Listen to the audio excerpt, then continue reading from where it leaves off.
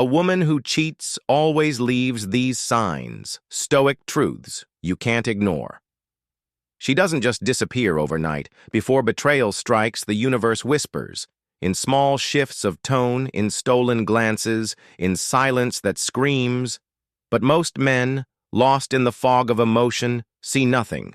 The Stoic sees everything. He observes, he detaches, he endures, because he knows a woman who cheats always leaves signs. In the ancient halls of Stoic wisdom, men were not taught to control women. They were taught to control themselves. Seneca once said, "We suffer more often in imagination than in reality." And yet today, many men suffer twice, once from betrayal, and once again from their refusal to see the truth. We live in a time where illusions are sold as love, and loyalty is a rare currency. But the Stoic does not cling to fantasy. He trains himself to observe with clarity, to remain calm in the face of chaos, to understand that the nature of people is not within our control, but our reaction always is. So if you suspect disloyalty, don't panic, don't explode, don't beg. Observe, because a woman who cheats rarely does so without warning. She leaves behind clues, signs etched into the fabric of daily life, signs that the undisciplined ignore and the Stoic deciphers. Sign 1, emotional distance. She no longer sees you, not truly. She looks through you, like a shadow from another world. Her laughter no longer reaches her eyes. Her kindness feels mechanical, hollow.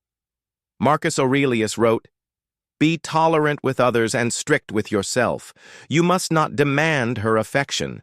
You must observe her truth. She is withdrawing, and that is her path.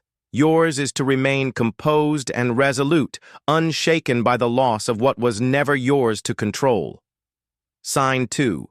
Disrespect in public. Watch how she speaks of you when others are around. Does she cut you down with sarcasm, mock your dreams, dismiss your presence? A woman in love shields you in public. A woman unfaithful exposes you.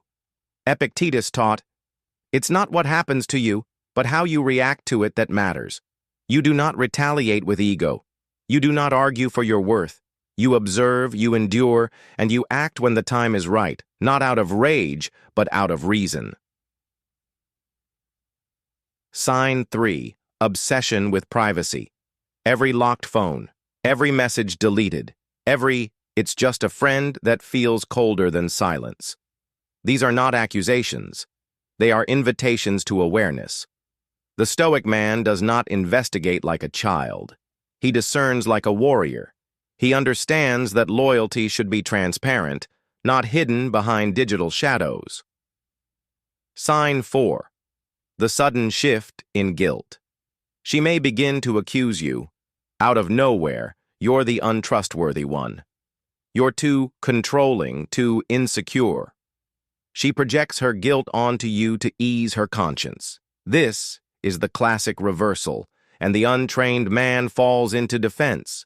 But you are not that man. You don't argue to clear your name. You don't justify what needs no justification. As the Stoic emperor taught, if it is not right, do not do it. If it is not true, do not say it. You live in truth. Let others drown in their lies. Sign 5. Her energy no longer belongs to you. Intimacy fades. Touch becomes rare. Her presence is cold, distant, like she's already gone, because in her mind, she is. And this is where most men break. They beg. They plead. They try to rekindle what's already burned to ash. But you let go, because you understand the highest law of Stoicism, that everything is borrowed. Not even love is owned. And the harder you grip, the more it slips through your fingers. My brother, hear this. You are not made for comfort. You are forged for storms. The betrayal of a woman does not define you. Your reaction to that betrayal does. Let her go, if she's already gone.